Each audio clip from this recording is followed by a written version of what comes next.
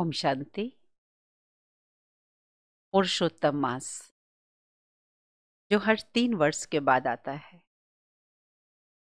ये बहुत ही पुण्य के कर्म करने के लिए प्रेरणा देता है और समस्त धार्मिक प्रवृत्ति के श्रद्धालुगण अपने पुण्य कर्म पर अटेंशन देते हैं, दान पुण्य करते हैं, कथाएं सुनते हैं, भजन कीर्तन करते हैं, तीर्थ यात्राओं पर जाते हैं। पूरा समय उनका ध्यान रहता है इस पुरुषोत्तम मास में मन, वचन, कर्म, तन मन धन से जो भी पंडित महात्माओं के द्वारा उन्हें मार्गदर्शन मिलता है, उस अनुसार श्रेष्ठ कर्म करें, क्योंकि फिर ये 3 साल बाद आएगा। बाबा ने हम सभी बच्चों को ज्ञान का तीसरा नेत्र दिया है और हम सभी बच्चे जानते हैं अभी बेहद का पुरुषोत्तम युग चल रहा है। न सिर्फ मास बल्कि पुरुषोत्तम युग चल रहा है।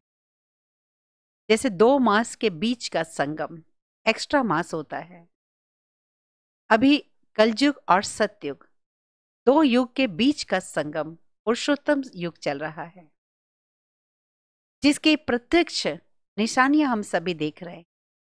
एक तरफ कलयुग जाने वाला है, इसलिए हर समस्या अति की ओर है, जिसका समाधान करने वाला कोई देहधारी व्यक्ति दिखाई नहीं पड़ता है और सबकी नजर भगवान की तरफ है।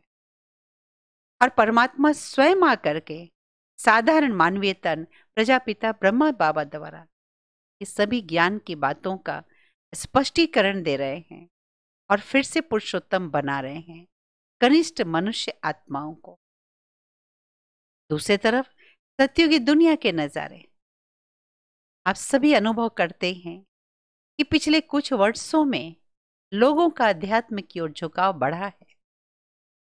बच्चे, युवा, वृद्ध, पढ़े लिखे, यहां तक कि इंडस्ट्री में भी लोगों का ध्यान फिर से मेडिटेशन की ओर गया है, अध्यात्म की ओर गया है, सेल्फ डेवलपमेंट की ओर गया है।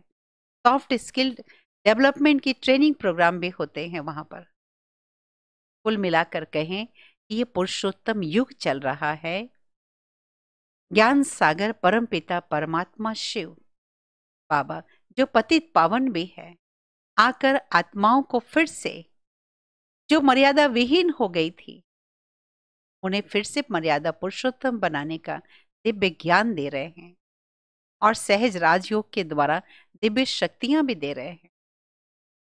हम सभी को बाबा ने बताया है कि मर्यादाओं पर जितना जितना चलेंगे मर्यादा पुरुषोत्तम बने, और वो मर्यादाएं हमारे मन, वचन, कर्म और स्वप्न से।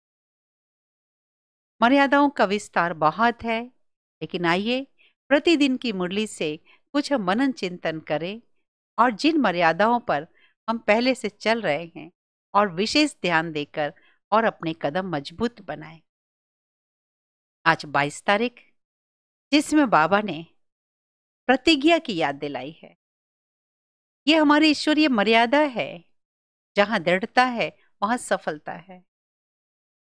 तो बाबा ने कहा है तुम्हें पावन बनने की प्रतिज्ञा की है, इसलिए किसी भी हालत में, परिस्थिति के प्रभाव में आकर, संग दोष के प्रभाव में आकर, आलस्य अलबेलेपन के प्रभाव में आकर, या किसी भी विकार के वशीभूत होकर, देह के आकर्षण में, देहधारियों के आकर्षण में आकर, किसी भी प्रभाव में आकर के मन, वचन, कर्म और स्वप्न की पावनता कम न हो, ये अटेंशन रखो।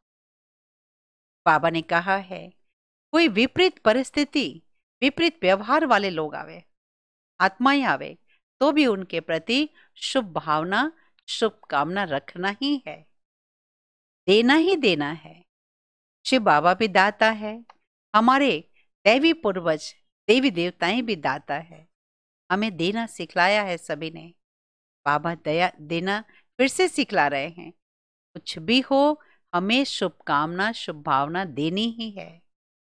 जो देता है औरों को, स्वयं दाता भगवान से उन्हें लगातार मिलता है, उनके पास कमी किसी तरह की नहीं रहती और वह मर्यादा पुरुषोत्तम बन जाते हैं। आइए बढ़ाएं एक कदम फिर से और मजबूती से पुरुषोत्तम बनने की ओर। बहुत बहुत शुभकामनाएं। ओम शांति।